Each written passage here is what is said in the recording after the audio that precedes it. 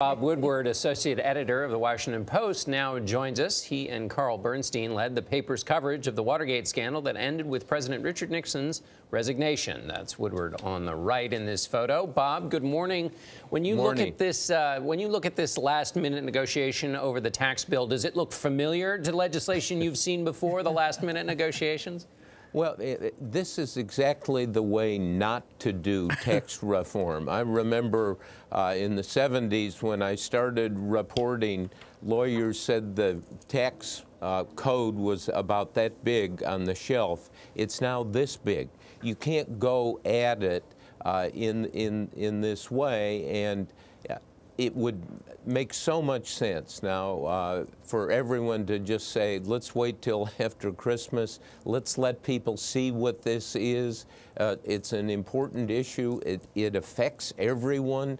But, you know, we're in the era of impatience and speed and political promises, so it looks like something might happen. We'll see. Well, you know, talk about waiting till after Christmas. Bob, the Democrats are saying they want to delay the vote until after Senator-elect Doug Jones is seated in January. Do you see any chance of that happening? That's unlikely.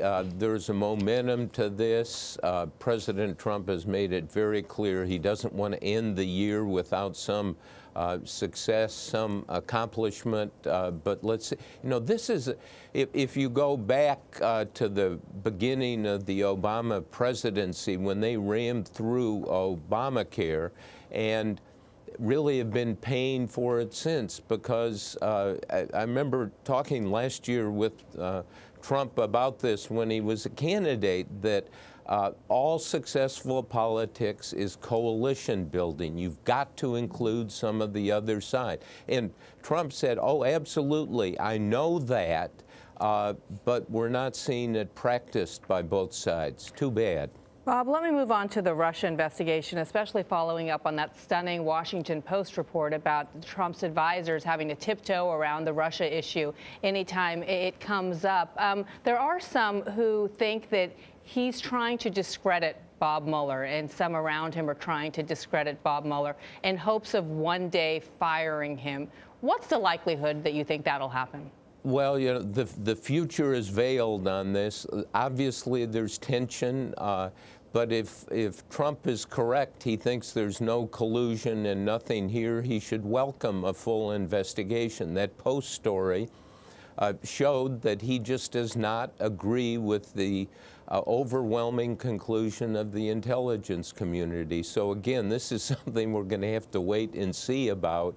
But, you know, that is not the emotional culture we're living in. Wait and see. It's let's do it, let's have a fight, let's have a political skirmish. Bob, you have covered a lot of national security systems within different administrations. You know about the coordination that's required, the dance steps that have to be careful to make good policy. So with that context and that knowledge, assess that reporting about what is done in the national security apparatus around the president with respect to Russia and what that means for just making good decisions. Well, you know, that's a kind of a side issue. I'm doing a book on Trump for next year and trying to look at the big picture and some of the components. And the good news is, in the first year of the Trump administration, we have not had a major escalation of a war or a new war.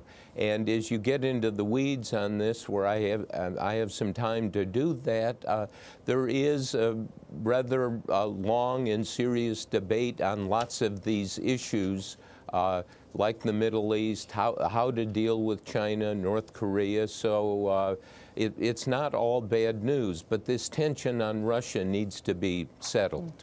All right, Bob Woodward, thanks.